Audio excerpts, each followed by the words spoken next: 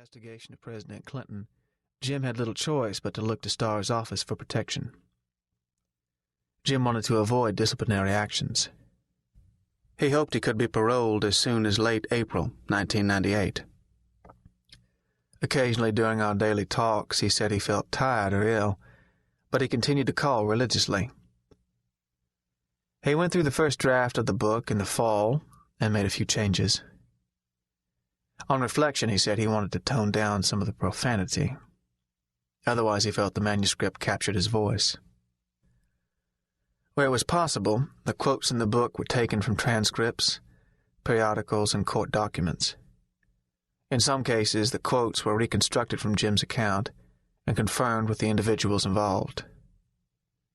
In a few cases, I had to rely on Jim's memory.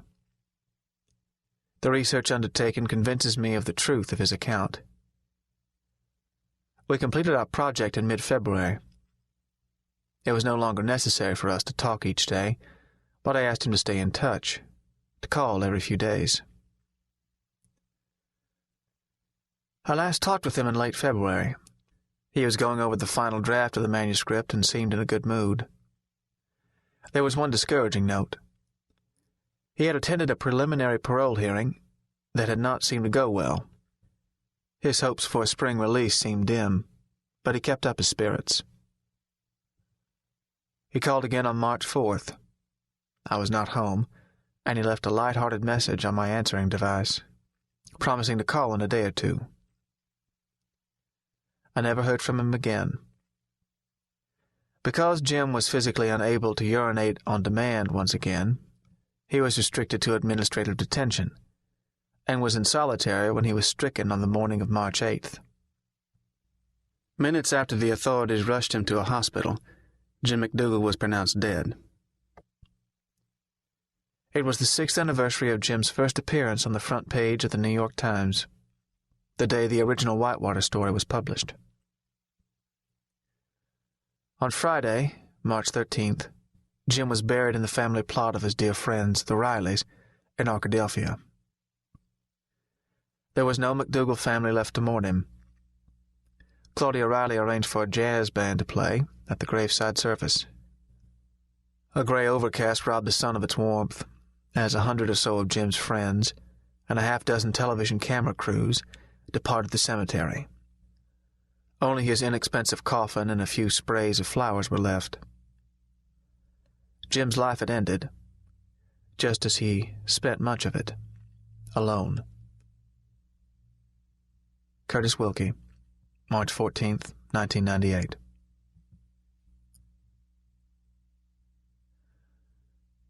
Prologue. Before I acquired a number, 185-25009, from the Federal Bureau of Prisons, I had a name and a reputation in Arkansas, Jim McDougal, known at various times as a prodigy, playboy, political insider, and successful capitalist. Once I was a friend and advisor to the mighty in the state. Now the newspapers call me the promoter and the godfather of Whitewater. For many years I worked with the most prominent figures in Arkansas and became associated in business with some of them. A senator, J. William Fulbright, a governor, Jim Guy Tucker, and, of course, Bill Clinton. We prospered. I developed land, controlled banks, made millions of dollars. But my fortune is lost, and the whirl that my wife Susan and I enjoyed within the circles of power in Arkansas is over. Susan and I are divorced. She is imprisoned in California. I am an inmate at the Federal Medical Center prison in Fort Worth. We have had no contact for more than a year. Over the past year and a half since my conviction in the Whitewater case, I've had time to reflect on my fate. I've come to understand how Arkansas politics and its intimate connections consumed my life.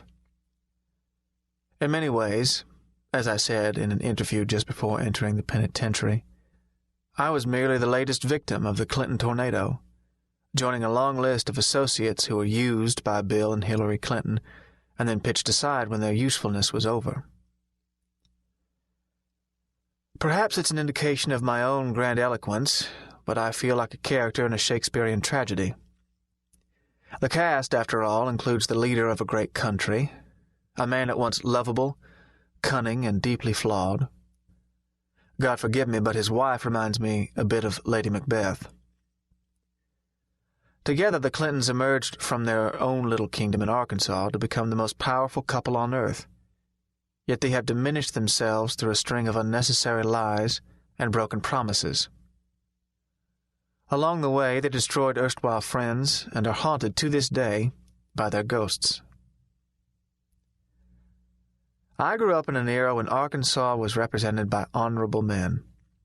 Fulbright, John McClellan, and Wilbur Mills. Though they were imperfect, their word was bond. They followed a traditional code of political conduct that seemed to disappear with a nickel bottle of Coca-Cola. Their generation gave way to a new breed of leaders, articulate, bold, and, most importantly, telegenic. Clinton and Tucker were exemplars of the modern school of Arkansas politics, overachievers determined to get ahead, regardless of the cost. With them, deals were too often consummated with a wink instead of a firm handshake. They were my contemporaries, and I was a con artist in their company. But I finally grew weary of their phony piety, and after I blew the whistle on them, the case developed into a national scandal. The Arkansas story that spilled into Whitewater is long and complex. Many of its characters are dead now. Clinton hangs on at the White House. Tucker was driven from the governor's office. Some of the lesser-known went to jail. The Whitewater Ledger is a book of victims, with only a few villains. It is an account of ambitious young men climbing from rural obscurity, of business and greed and politics intersecting in a small southern state, of friendships breaking apart and lives ruined. With the turn of the new year, 1998, I feel optimistic and relatively healthy. At a hearing when I was sentenced, a doctor testified I had the body of a 76-year-old man. I was 56 at the time, a manic depressive on medication and suffering from blocked arteries. Today I'm lifting weights. Oddly enough, I'm exposed to more sunlight in prison than I saw in seclusion in Arkansas. I hope to be released soon, but if I don't win parole, it won't be the end of the world. Since I spent much of this decade dealing with lawyers and journalists, I like to say that I've improved my associations by joining the criminal class.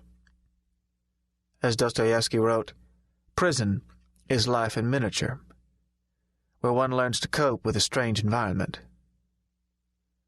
Inside our fenced facility, on a windswept hill on the eastern edge of Fort Worth, several hundred men from different backgrounds, blacks, Latinos, and whites with vocations as electricians, accountants, plumbers, and politicians, coexist in a highly structured setting. From the day the gates closed behind me, I have been struck by the courtesy and compassion of my fellow inmates. As I'm walking down the corridor, a man in prison khakis holds a door open for me. Rising from our communal dinner table, a departing inmate says, "If you gentlemen will excuse me." Strong men volunteer to push wheelchairs for the older inmates. There is a civility here that the outside world lacks, and I trust these men more than many of my old associates. After my divorce, my mother's death, and the solitude of a one-bedroom home in the out-of-the-way town of Arkadelphia, Arkansas, I've warmed to the social exchange. During each day, we are permitted a period to sit and talk, like students in a college dormitory. Invariably, the discussions turn to the experiences that brought us here. The older guys are often bank robbers, driven to desperate action by debt. Recalling the times when they brandished weapons, they express remorse for terrifying women tellers.